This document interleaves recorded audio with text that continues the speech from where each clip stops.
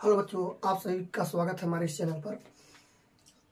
इस चैनल पर आपको इसके पहले वाले वीडियो में आपको इलेक्ट्रिक फील्ड के बारे में बताया गया था। Electric field, intensity of electric field, वैद्युत क्षेत्र की तीव्रता, और फार्मूला बताया गया था 1/4πε0 Q/r²। और आर कैप से अगर जो हम गुणा कर दे रहे हैं तो ये सदिश रूप को निरूपित करेगा। ठीक है, यहां से बताया गया था। लेकिन यहाँ एक चीज और थी, जो हमने परावर्तांक माना था माध्यम का, उस माध्यम के परावर्तांक का मान कितना था बच्चों? के था। अब इसका अगर जो हम ग्राफ बनाना चाहें, थोड़ा ध्यान दीजिएगा, आर में और ई में ग्राफ बनाना चाहें तो अगर जो हम ग्राफ बनाना चाह रहे हैं, ठीक है, तो ई बराबर क्या बन के आएगा? Epsilon not is directly proportional. ये वाला कांस्टेंट होता है, इसका मान 9×10⁻9 होता है। अगर जो हम क्यू को भी कांस्टेंट मान ले तो आर में हमको रिलेशन आर और ई में चाहिए था, तो यहाँ से क्या हो जाएगा? E is directly proportional 1/r²। तो इसका मतलब ये हो गया कि ये स्क्वायर के टाइम में कम हो रहा है ई का मान, अगर ये बढ़ रहा है तो आर बढ़ेगा तो ई का मान कम होगा, आर घटेगा तो ई का मान ज्यादा होगा। तो सबसे कम आर पर सबसे ज्यादा ई, सबसे ज्यादा आर पर सबसे कम ई हो जाएगा, नीचे हो जाएगा। तो इसको इस तरीके से मिलाएंगे तो इस तरीके का ग्राफ बन के आएगा, E is directly proportional r²। ठीक है बच्चों, इसके पहले वाले वीडियो में मैंने आपको यहां तक बताया था, और इसमें इस एक और पॉइंट को नोट डाउन करिएगा कि E is directly proportional 1/r² का एक ग्राफ बन के आता है। इस ग्राफ को आप बना लीजिए। ठीक है, इसके बाद हम आगे की बात को चर्चा करते हैं, नोट डाउन करके, नोट करके लिखेंगे आगे की बातें। ठीक है, आगे वाली बातें पॉइंट बना बनाकर, ठीक है, नोट करके लिखना है बच्चों। ठीक है, क्या है उसमें, पहले इसको मिटा देते हैं। क्या रहा है उस वाले, मतलब इसके पॉइंट की बात क्या है कि अगर जो ढेर सारे, जैसे मान लेता हूं कहीं बहुत सारे बिंदु आवेश हो जाए, तो सभी बिंदु आवेश क्या करेंगे? इलेक्ट्रिक फील्ड जनरेट करेंगे, निकालेंगे। मान ढेर सारे आवेश, Q1 हो गया, Q2 हो गया, Q3 हो गया, इस तरीके से ढेर सारे आवेश हो गए, तो ये एक दूसरे को तो प्रभावित नहीं करेंगे, मतलब इनके कारण इनका मान बदलेगा नहीं, मान वही रहेगा, लेकिन जो टोटल इलेक्ट्रिक फील्ड रहेगा उसमें चेंज आ जाएगा। और मान लेता हूं इसके कारण E1, E2, E3, तो अगर जो किसी पॉइंट पर, चाहे इस पर चाहे इस पर, किसी इन सभी के कारण अगर जो किसी पर निकालना होगा तो सब अपना अलग अलग क्या निकालेंगे? इलेक्ट्रिक फील्ड निकालेंगे। तो सबको आपस में जोड़ लेंगे, E1 + E2 + E3 dot dot dot dot dot dot, जितना भी आप जोड़ना चाहेंगे सभी को आप क्या कर लेंगे? ऐड कर लेंगे। तो टोटल निकल के आ जाएगा आपका इंटेंसिटी ऑफ इलेक्ट्रिक फील्ड। बात क्लियर है? तो ये एक दूसरे को, ये नहीं कि ये इसके मान को प्रभावित करेगा ना, जो ये निकालेगा E2 या ये निकालेगा E1, वो ये वाला या ये वाला एक दूसरे को क्या करेगा? चेंज नहीं करेगा, निकालेगा वही। लेकिन अगर जो किसी पॉइंट पर आप सभी के कारण निकाल रहे हो तो टोटल इलेक्ट्रिक फील्ड ये निकल के आ जाएगा। समझ में आ गई बात? तो यहां से E = E1 + E2 + E3 + dot dot dot करके आप लिख सकते हैं। ठीक है, इसके बाद वाला नोट पॉइंट है, ये पहला था। दूसरा क्या नोट पॉइंट है देखिएगा। देखिए बच्चों, ध्यान दीजिएगा, अगर जो कोई भी +Q आवेश है, ठीक है ना, +Q आवेश है, तो +Q आवेश की दिशा में ही अगर जो कोई दूसरा बिंदु आवेश लाएंगे, +Q आवेश इलेक्ट्रिक फील्ड को बाहर निकालेगा। और यहां से किसी पॉइंट पर अगर जो कोई बिंदु आवेश परीक्षण आवेश मानेंगे तो उस पर बाहर की ओर एक फोर्स लगाएगा। अगर जो यही बिंदु आवेश माइनस हो तो इलेक्ट्रिक फील्ड कहाँ लगाएगा? अंदर की ओर लगाएगा। अगर जो कोई दूसरा पॉइंट आप माइनस वाला लाएंगे तो बाहर की ओर लगाएगा। अगर जो प्लस वाला, चूंकि अगर परीक्षण आवेश है तो इस परीक्षण आवेश पर अगर ये प्लस में रहेगा, परीक्षण आवेश Q0 पर प्लस में होता है, तो ये जो आपका बल लगेगा इलेक्ट्रिक फील्ड की ओर लग जाएगा। लेकिन अगर जो इसी आवेश को हम चेंज कर देंगे, जो दूसरा आवेश है, तो इसकी दिशा क्या हो जाएगी? चेंज हो जाएगी। मेरी बात क्लियर है? तो एक बात ध्यान रखिएगा, प्लस के कारण बाहर की ओर इलेक्ट्रिक फील्ड लगता है और माइनस के कारण अंदर की ओर इलेक्ट्रिक फील्ड लगता है। ये भी अपने दिमाग में बिठा लीजिएगा, ठीक है ना। अब सपोज दैट देखिएगा, और एक बल लगता है, और वो बल कितना होता है, जैसे मान लेता हूं किसी पॉइंट पर परीक्षण आवेश पर बल लग रहा है, या क्यू पर ही बल लग रहा है, इलेक्ट्रिक फील्ड जैसे मान ले रहा हूं, सपोज दैट जैसे मेरे पास कोई इलेक्ट्रिक फील्ड है, ठीक है, और वो इलेक्ट्रिक फील्ड नीचे की ओर है, ठीक है ना। इस तरीके से कोई इलेक्ट्रिक फील्ड क्या है, नीचे की ओर है, ठीक है, और नीचे की ओर है। अगर जो हम इसमें एक माइनस आवेश रख दें, इलेक्ट्रिक फील्ड की दिशा किस तरफ है बच्चों, नीचे की ओर है, और इसमें माइनस आवेश को रख दें, ठीक है ना, और हम कहते हैं भैया ये संतुलन में नहीं, यानी कि रुका हुआ है, ठीक है। तो इस पर कितना बल लगेगा, और त्वरण भी, अगर जो बल लगेगा तो वस्तु पर त्वरण भी क्या होगा, जनरेट होगा, एक्सीलरेशन भी उसमें क्या आ जाएगी, एक्सीलरेशन भी उत्पन्न हो जाएगी। तो यहां से आप कह सकते हैं कि अगर जो इस आवेश का मास है m, तो मास m है, तो नीचे क्लियर बात है कि क्या लगेगा, mg लगेगा। पृथ्वी अपने तरफ खींच लेती है mg फोर्स से, क्लियर बात है। अब ये इलेक्ट्रिक फील्ड नीचे की ओर लग रहा है, बल भी mg भी क्या है, नीचे की ओर, लेकिन बल हमारा इस माइनस पर, देखिए इलेक्ट्रिक फील्ड नीचे की ओर है और ये माइनस आवेश है, ध्यान दीजिए। तो कभी भी अगर जो इलेक्ट्रिक फील्ड नीचे हो और माइनस आवेश हो, तो माइनस वाला इलेक्ट्रिक फील्ड के जस्ट अपोजिट डायरेक्शन में क्या लगाता है, एक बल लगाता है। अगर जो इस आवेश का मान माइनस क्यों रखे, तो ये क्या हो जाएगा, E इंटू क्यू, ऊपर की ओर लगने लगेगा, ठीक है। इसको इस तरीके से लिखें Q इंटू ई, इस तरीके से लिखेंगे तो थोड़ा अच्छा लगेगा, ऊपर की ओर लगेगा हमेशा। ये पॉइंट अपने दिमाग में बिठा लीजिए। तो यहां से हम कह सकते हैं कि हमारा जो बल निकल के आ जाएगा Q इंटू, यहाँ से हमारा जो बल आएगा F बराबर mg होगा, और F की वैल्यू कितनी हो जाएगी, Q इंटू ई के बराबर हो जाएगी। अगर जो इस वस्तु में कोई त्वरण उत्पन्न हो जाए, तो त्वरण जब उत्पन्न हो जाएगा तो त्वरण के लिए द्रव्यमान बराबर, देखिए त्वरण के लिए हम क्या कर देंगे बच्चों, देखिए हम बहुत अच्छी तरीके से जानते हैं कि F बराबर क्या होता है, m में भी होता है। हम इस यम को इस तरफ ले आए, ये तो ये बन के आ जाएगा। तो यहां से एक बात और हो सकती है, F बराबर m इंटू ए होता है, ए बराबर क्या हो जाएगा, F अपॉन m हो जाएगा, और F की वैल्यू कितनी है, Q इंटू ई। तो यहां से हम त्वरण को भी कैलकुलेट कर लेंगे। आप चाहे इस फार्मूले से त्वरण निकाल लीजिए या इस फार्मूले से। अगर जो ये दिशा इलेक्ट्रिक फील्ड की दिशा पृथ्वी में न चलकर इस डायरेक्शन में हो, ठीक है, तो उस केस में आपका कोई त्वरण उत्पन्न होगा, क्योंकि पृथ्वी के अंतर्गत रखेंगे तो नीचे क्या लगेगा, एक त्वरण लगेगा, वो जी होगा, और एक त्वरण अगर जो मोशन में होगा, एक कण अगर जो मोशन में होगा तो एक त्वरण उत्पन्न होगा ए। तो F बराबर m में यहाँ उपयोग कर सकते हैं। तो ये फार्मूला भी आप लिख लीजिएगा। अगर जो बच्चों ध्यान देना कि अगर जो हम इलेक्ट्रिक फील्ड किस तरफ कर दें, ऊपर की ओर कर दें, थोड़ा ध्यान दीजिएगा, और यहाँ हम पॉजिटिव चार्ज रख दें। कौन सा चार्ज रख दें गुरुजी, निगेटिव चार्ज क्यों नहीं रख रहे हो, क्योंकि निगेटिव चार्ज रखने से पृथ्वी की तुरंत खींच लेगी अपनी ओर, क्योंकि दोनों बल नीचे की ओर लग जाएगा, ठीक है, तब ये संतुलन में नहीं रह पाएगा। तो ये तो क्लियर बात है कि क्या हो जाएगा, ये इलेक्ट्रिक फील्ड ऊपर की ओर लग रहा है और ये नीचे तो mg लगनी ही लगनी है, लेकिन इलेक्ट्रिक फील्ड की अगर जो प्लस चार्ज है तो इलेक्ट्रिक फील्ड की दिशा में ही फोर्स लगेगा, और वो फोर्स Q इंटू ई हो जाएगा, ठीक है। तो ये वाला इसको कैंसिल आउट कर जाएगा, तो ये पॉइंट यहाँ क्या हो रहेगा, संतुलन में रहेगा। ये भी बात क्लियर हो गई होगी, समझ में आ रही होगी, समझ गए बच्चों, क्लियर बात है।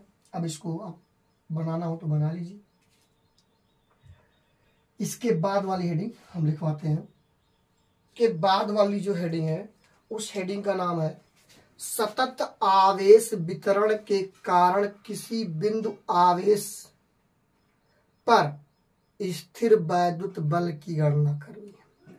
कोई बिंदु आवेश रहे, ठीक है, और एक कोई सतत आवेश वितरण है, मतलब कोई, या तो आप मान ले कोई एक तार हो या कोई एक पृष्ठ हो, ठीक है ना, जैसे मान लेता हूं ये आपका है, ठीक है ना, ये आपका एक पृष्ठ, मतलब पतला पृष्ठ हो गया, ये एक पृष्ठ बन के आ जाएगा। इसमें सिर्फ लंबाई और चौड़ाई है, ठीक है, मोटाई नहीं है, तो लंबाई और चौड़ाई में 2D में रहेगा, कोई पृष्ठ हो जाएगा। या हो सकता है कोई घन के आकार का हो जाए, ठीक है, इस तरीके कोई घन के आकार का हो जाए तो सब पर आवेश तो वितरण हो सकता है ना, सब पर आवेश, इस पर भी आवेश वितरण हो सकता है, इस पर भी आवेश वितरण हो सकता है। तो जैसे मान ले रहा हूं ये है तो ये आयतन लेगा, ये है तो क्षेत्रफल लेगा, ये है तो लंबाई लेगा। मेरी बात क्लियर है? तो अगर जो इस पर plus Q plus Q plus Q आवेश वितरित है तब इसके कारण इस पॉइंट पर या यहाँ कहीं कोई पॉइंट हो, बिंदु आवेश हो, उस पर क्या निकालना है? इलेक्ट्रिक फील्ड निकालनी है, स्थिर वैद्युत बल निकालना। इलेक्ट्रिक फील्ड के साथ साथ आपको बल भी निकालना, पहले बल कैलकुलेट करेंगे, फिर आपकी इच्छा होगी तो क्या कर लेंगे, इलेक्ट्रिक फील्ड भी निकाल लेंगे, ई निकाल लेंगे। ऐसे इसके कारण और ऐसे इसके कारण। अब देखिए इस पर तो आवेश वितरण रहेगा सबके कारण, लेकिन हमको सिर्फ और सिर्फ पता है बल किसके कारण, कि अगर जब दो बिंदु आवेश रहें तभी हम कूलाम का नियम लगा सकते हैं। दो बिंदु आवेश के लिए ध्यान दीजिएगा क्या होता था, 1/4 pi epsilon not Q1 Q2 बटे r²। ये किसके लिए था? बल। ये बल था क्योंकि एक बिंदु आपको मानना पड़ेगा यहाँ कोई बिंदु आवेश। तो अब ये तो बिंदु आवेश नहीं है ना, तो इसीलिए हमको क्या करना पड़ता है, पहले इसमें एक हम छोटा सा बिंदु आवेश का टुकड़ा मान लेते हैं और उस आवेश को हम काटते हैं छोटा सा और इसको छोटे छोटे करके जोड़ेंगे तो ये पूरा निकल के आ जाएगा। तो इन सब में सवालों को हल करने के लिए हमको जरूरत पड़ती है समाकलन की, इंटीग्रल की, समाकलन, ठीक है ना, समाकलन की जरूरत पड़ती है। समाकलन का मतलब होता है, समाकलन मतलब जोड़ना, सबको जोड़ लेना। अब ये छोटे छोटे टुकड़े को जब जोड़ोगे तो एक बड़ा टुकड़ा बन जाएगा। तो हम पहले छोटे बिंदु आवेश मान लेंगे क्योंकि हम बिंदु आवेश के कारण फोर्स जानते हैं। तो बिंदु आवेश एक मान लेंगे इस पर और इसके कारण इस पर निकाल देंगे और सभी के कारण आप क्या कर दोगे, जब जोड़ दोगे तो सभी के कारण निकल जाएगा। तो कहां से कहां तक निकालना ये तो डिपेंड करेगी यहाँ, लेकिन हमको थोड़ा बहुत समाकलन के बारे में जानना पड़ेगा। तो मैथमेटिकल थोड़ा सा पॉइंट है इसमें, थोड़ा फार्मूला है, तो जहां जैसा फार्मूला उपयोग होगा उस फार्मूले का प्रयोग करके हम आपको क्वेश्चन सॉल्व करवा देंगे। और कैसे ये फार्मूला लगेगा, जैसे आप लोग बचपन में पढ़े होंगे कि a प्लस बी का होल स्क्वायर क्या होता है, a² + b² + 2ab। ये तो आपने पढ़ा होगा बच्चों, ठीक है। तो ये पॉइंट जो आपने पढ़ी है, ऐसे ही एक फार्मूला इन सब में इंटीग्रल में होता है। जैसे आप लोग जानते हैं sin थीटा = क्या होता है, लंब बटे कर्ण होता है, ठीक है। तो इस तरीके से लंब बटे कर्ण आपको याद होना चाहिए, ठीक है। तो इसमें भी कुछ फार्मूले ऐसे मिलेंगे आपको जो आपको याद हो, तभी इन सारे क्वेश्चनों को, इन सारे टॉपिकों को आप हल कर पाएंगे, अन्यथा हल नहीं कर पाएंगे। तो आपका जो हेडिंग है उस हेडिंग से संबंधित आप जैसे तार हो गया, पृष्ठ हो गया, इन सबसे आप क्या करोगे, सब छोटा टुकड़ा मारोगे इन सब में और इसके पश्चात किसी बिंदु आवेश पे आप बल की गणना कर लोगे, फोर्स की गणना कर लोगे। तब उसके लिए हमको क्या करना पड़ेगा, सबसे पहले बिंदु आवेश मानोगे तो यहाँ dq मान लेते हैं बिंदु आवेश, तो इसका छोटा सा हिस्सा आएगा dx आएगा, dx दूरी लिए हैं, मानते हैं dl, ये लंबाई तो dl लंबाई मान लेंगे, ठीक है ना। लेकिन इसमें एक चीज देखिए, छोटा सा टुकड़ा मान ले तो सब कुछ बदल जाएगा, लेकिन एक चीज नहीं बदलता है, इसका रेखीय आवेश घनत्व। घनत्व का नाम सुने हैं, जिसे घनत्व, एक बाल्टी पानी का घनत्व उतना ही होगा जितना एक बूंद पानी का घनत्व होता है। इसी तरीके से इतने हिस्से का घनत्व या पूरे हिस्से का घनत्व, रेखीय घनत्व समान होगा, तो रेखीय आवेश घनत्व एक होता है। और यहाँ आएगा तो यहाँ एक आएगा पृष्ठीय आवेश घनत्व आएगा, ठीक है, पृष्ठीय आवेश घनत्व आएगा। और यहाँ अगर जो रहेगा तो आयतन आवेश घनत्व आएगा, आयतन आवेश घनत्व आएगा। तीनों अलग अलग रहेंगे। देखिए यहाँ आयतन लिया जाएगा, यहाँ पृष्ठ लिया जाएगा, इसको हम लैम्डा से आवेश घनत्व को लिखते हैं, लैम्डा से रेखीय आवेश घनत्व को। और होता क्या है, एकांक लंबाई में उपस्थित समस्त आवेश क्या होता है, रेखीय आवेश घनत्व कहलाता है। एकांक लंबाई में उपस्थित समस्त आवेश रेखीय आवेश घनत्व कहलाता है। इसी तरीके से बच्चों पृष्ठीय आवेश घनत्व होता है, इसको सिग्मा से लिखते हैं। ये पृष्ठ है तो पृष्ठ में एरिया लिया जाता है, तो इसमें कहा जाता है एकांक क्षेत्रफल में उपस्थित समस्त आवेश क्या होता है, पृष्ठीय आवेश घनत्व होता है। एकांक क्षेत्रफल में उपस्थित समस्त आवेश पृष्ठीय आवेश घनत्व होता है। इसको सिग्मा अक्षर से प्रदर्शित करते हैं, इसको लैम्डा बोलते हैं। एकांक लंबाई में उपस्थित समस्त आवेश क्या होता है? रेखीय आवेश घनत्व होता है। एकांक क्षेत्रफल में उपस्थित समस्त आवेश पृष्ठीय आवेश घनत्व होता है। और यहाँ इसके लिए आयतन आता है और इसके लिए होता है रो। क्या होता है बच्चों? रो। रो क्या हो जाएगा? एकांक आयतन में उपस्थित समस्त आवेश की मात्रा आयतन आवेश घनत्व कहलाती है। इस तरीके से ये तीनों पॉइंट आप अपने दिमाग में बसा लेंगे, क्योंकि इन तीनों पॉइंटों से आपके इस टॉपिक को हल किया जाएगा। सबसे इंपॉर्टेंट रहेंगे ये तीनों पॉइंट, ठीक है ना। इन सब टॉपिकों को हल किया जाएगा। अच्छा, हमने ये तीनों बातें को बताई क्योंकि तीनों अलग अलग निकलेगा। अगर जो रेखा एक तार होगा, वायर होगा, तो इसके कारण ये लगेगा। अगर जो पृष्ठ होगा तो इसके कारण निकलेगा। और अगर जो आपका आयतन टाइप का होगा, लंबाई चौड़ाई और ऊंचाई टाइप का होगा, तो उस केस में आपका ये फार्मूला यूज होगा। एक बात ध्यान दीजिए, जब हम लंबाई में मानेंगे तो डीएल मानेंगे, लेकिन अगर तो छोटा सा टुकड़ा आप इसमें मानेंगे क्षेत्रफल में, तो आप लंबाई और चौड़ाई में एक छोटा सा टुकड़ा छोटा छोटा काटेंगे, ठीक है, इक्वल मतलब की जोड़ सके। और अगर जो इसमें काटेंगे तो इसमें छोटा सा टुकड़ा किस तरीके से मानेंगे? एक छोटा टुकड़ा 3D में काटेंगे, यानी कि लंबाई चौड़ाई और ऊंचाई में तीनों में काटेंगे, तब जाके ये सॉल्व होगा। समझ में आ गई बात? हेडिंग क्या है आप समझिएगा। पहले पॉइंट आपने समझ ली होगी, तो अब हम हेडिंग समझते हैं। सतत आवेश वितरण के कारण किसी बिंदु आवेश पर स्थिर वैद्युत बल की गणना करनी। इलेक्ट्रिक फील्ड भी निकाल सकते हैं, बल निकल जाएगा तो, ठीक है। बल की गणना करनी, इसको अंग्रेजी में भी लिख सकते हैं। देखिए, इलेक्ट्रोस्टैटिक फोर्स, इलेक्ट्रोस्टैटिक मतलब होता है स्थिर वैद्युत बल। इलेक्ट्रोस्टैटिक फोर्स का मतलब होता है स्थिर वैद्युत, मतलब बिंदु आवेश रुका रहेगा तब बल लगेगा, गति नहीं करेगा। On a point charge due to continuous charge distribution, ठीक है ना। ये हमारा हेडिंग है, और इसमें भी आपको हेडिंग लगानी पड़ेगी, क्योंकि इसमें 3 पॉइंटें बन सकती हैं। एक रेखीय, कोई अगर जो कोई वायर हो, रेखीय आवेश वितरण हो सकता है, या पृष्ठीय आवेश वितरण हो सकता है, या आपका आयतन आवेश वितरण हो सकता है। तो तीनों के अलग अलग पॉइंट है। हेडिंग के तौर पर एक इसमें भी एक हेडिंग है, जिसको हम पहला नाम देंगे। पहला हेडिंग क्या है? रेखीय आवेश जब वितरण रहे। रेखीय आवेश कैसा फैला रहे? रेखीय में, यानी एक वायर पर फैला रहे, रेखीय में फैला रहे। रेखीय आवेश वितरण हो तब कितना फोर्स लगेगा? इसको अंग्रेजी में linear charge distribution, linear charge distribution, ठीक है ना। ये आपकी पहली हेडिंग इसमें है, ठीक है ना। बना लीजिए, इसके अंदर हम समझाते हैं। देखिए बच्चों, हमको लीनियर चार्ज डिस्ट्रीब्यूशन निकालना, तो उसके पहले हमको क्या करना पड़ेगा? एक वायर मानना पड़ेगा, ठीक है ना। एक हमने मान लिया इस तरीके कोई वायर है, ठीक है, और इसका आवेश घनत्व क्या है? लैम्डा है। और लैम्डा बराबर, अगर जो इसकी लंबाई एकांक लंबाई मान ली, इसकी लंबाई पूरी हमने मान ली एल है, ठीक है ना। इसकी लंबाई हम कितनी मान लेते हैं? एल है, कैपिटल एल मान लेते हैं। इसकी लंबाई कितनी है? आवेश घनत्व लैम्डा है, इसकी लंबाई कितनी है? एल है, कैपिटल मानते हैं, ठीक है ना। और एक चीज और, इस पर टोटल जो आवेश वितरण है वो प्लस क्यू है, ठीक है ना। इस पर जो आवेश है प्लस क्यू इस तरीके से वितरित है, ठीक है बच्चों,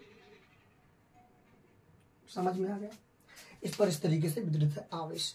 अब इसके कारण आपको कहीं इस पॉइंट पर, ठीक है, इस पॉइंट पर हमको क्या निकालना है? जैसे यहाँ मान लें, यहाँ मान लें, ठीक है ना। क्या निकालना है बच्चों? आपको मानना है कि इस पॉइंट पर हमको क्या निकालना है? बल निकालना है, इलेक्ट्रिक फोर्स निकालना है। तो सबसे पहले आपको क्या करना पड़ता है? इसमें एक छोटा सा टुकड़ा मानना पड़ता है, और इस छोटे से टुकड़े को हम डीएल मान लेते हैं। डीएल मान लेते, छोटे से टुकड़े को अगर हमने मान लिया डीएल, तो इसका छोटा सा आवेश निकल के आ जाएगा डी क्यू। ऐसा क्यों? क्योंकि अगर जो इस पर क्यू नॉट पर छोटे से बिंदु आवेश के कारण बल लगाओगे तो छोटा सा बिंदु आवेश होना चाहिए, बड़ा सा नहीं। यही कूलाम साहब बताए हैं, ठीक है ना। तो कूलाम के नियम का पालन करेंगे तो छोटा सा टुकड़ा मान लेंगे बिंदुवत, जैसे ये है। तो डीएल हमने मान लिया, तो डीएल छोटा सा टुकड़ा मान, तो इसका छोटा सा आवेश निकल के आएगा डी क्यू। तो इसका जो लैम्डा निकल के आ जाएगा वो कितना हो जाएगा, एकांक लंबाई, यानी डीएल अपॉन, देखिए डी क्यू अपॉन आवेश बटे दूरी, तो डी क्यू अपॉन डीएल ये आपका निकल के आ जाएगा क्या बच्चों, ये लैम्डा निकल के आ जाएगा। यहाँ से ये बात आपको क्लियर हो गई होगी। तो हमारा रेखीय आवेश घनत्व तो आप समझ गए होंगे, एकांक लंबाई में उपस्थित समस्त आवेश की मात्रा को हम रेखीय आवेश घनत्व लैम्डा कहते हैं, ठीक है ना। तो यहाँ से आप तो रेखीय आवेश घनत्व को निकाल लिए, लैम्डा इक्वल टू कितना, डी क्यू अपॉन डीएल। मात्रक बन सकता है coulomb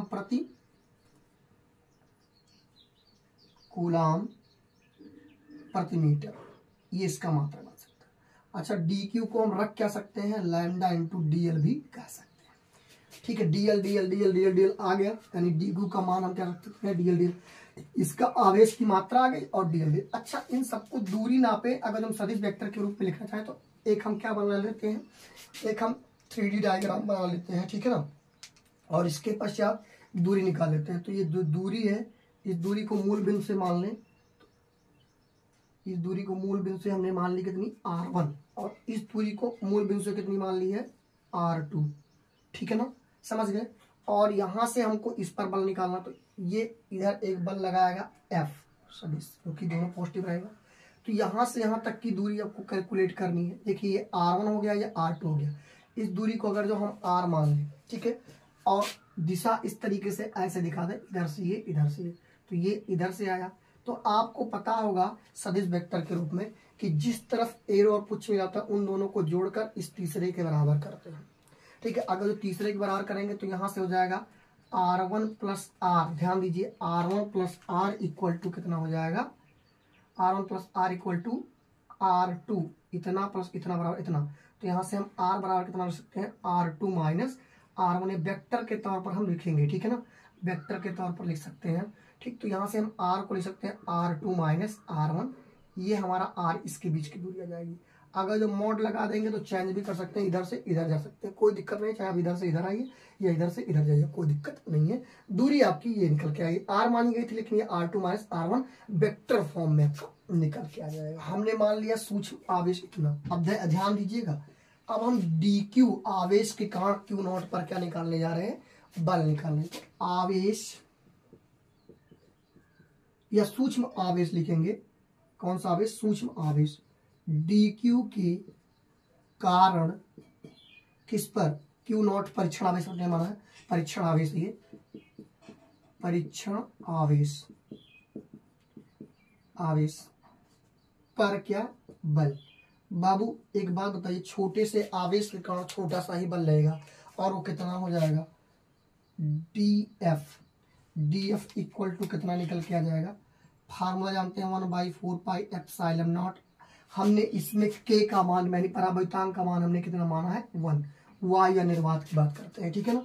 1/4 pi epsilon not, Q1 Q2 तो डी क्यू Q1 हो गया और Q नॉट Q2 हो गया बटे आर स्क्वायर। वेक्टर फॉर्म में लिखना चाहेंगे या तो हम आर स्क्वायर डायरेक्टली कर दें, या अगर जो हम वेक्टर फॉर्म में लिखना चाहें तो आर क्यूब इंटू या R square into R cap भी लिख सकते हैं, ठीक है बच्चों, ये बात क्लियर है। R square into R cap भी लिख सकते हैं। इसको हम क्या कर सकते हैं, एक लाइन और हम लिख दे वेक्टर फॉर्म को, तो चाहे आप ये ऊपर वाला लिखे चाहे नीचे वाला लिखे, बात एक ही होगी, D Q into Q not.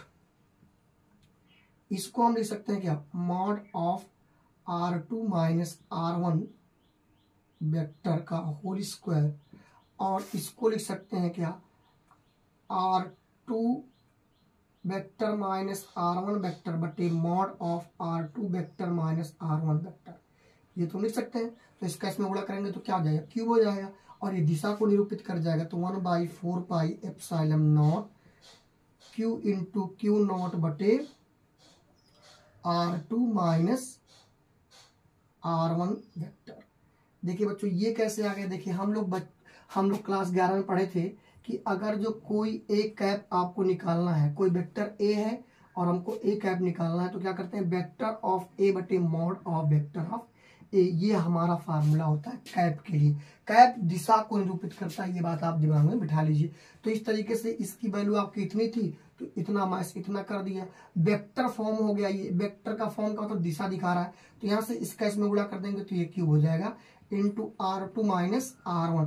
देखिए ये सब बातें क्या है, सिर्फ सदिश रूप को दिखा रही है। ये सदिश रूप आपको पढ़ाया गया है, ठीक है, कूलाम के सदिश रूप को आपको पढ़ाया गया, तो इस तरीके से हम सदिश रूप को दर्शा सकते हैं, ठीक है। इच्छा हो तो आप यहीं तक लिखिए, ना इच्छा हो तो आप मतलब इच्छा हो तो यहाँ तक लिखिए, अगर जो ना इच्छा हो तो यहाँ तक आप लिख सकते हैं, कोई दिक्कत नहीं है। यहाँ से ये आ गया, ठीक है। लेकिन हमको तो संपूर्ण चालक के लिए निकालना ना, इसी के लिए थोड़ी निकालना है, तो हम छोटे से टुकड़े कारण नहीं निकालना, हमको पूरे कारण निकालना है। तो हम क्या करते हैं, संपूर्ण चालक के कारण बल, तो संपूर्ण चालक के कारण बल कितना हो जाएगा बच्चों, संपूर्ण चालक के कारण बल कितना हो जाएगा, देखिए F बराबर, देखिए अब इंटीग्रल कर देंगे। देखिए यहाँ से अपने इंटीग्रल करना है, तो इंटीग्रल का dx, ध्यान दीजिएगा कभी भी इंटीग्रल ऑफ dx देखे तो यहाँ से x निकलता है, तो यहाँ से df का इंटीग्रल क्या हो जाएगा, f हो जाएगा, ठीक है ना। इंटीग्रल का मतलब समाकलन करेंगे, समाकलन करने का तात्पर्य है कि हम समाकलन जोड़ेंगे, तो समाकलन जोड़ेंगे तो देखिएगा हमारा निकल के जो आएगा मान, वो इंटीग्रल ऑफ कितना हो जाएगा, 1/4 pi epsilon naught dq into Q naught बटे R2 minus R1 vector mod of का whole cube into R2 vector minus R1 vector. यहाँ से ये निकल के आ जाएगा। लेकिन एक बात और ध्यान दीजिए, इसको थोड़ा मिटा दे रहा हूँ, यहाँ लिखूंगा,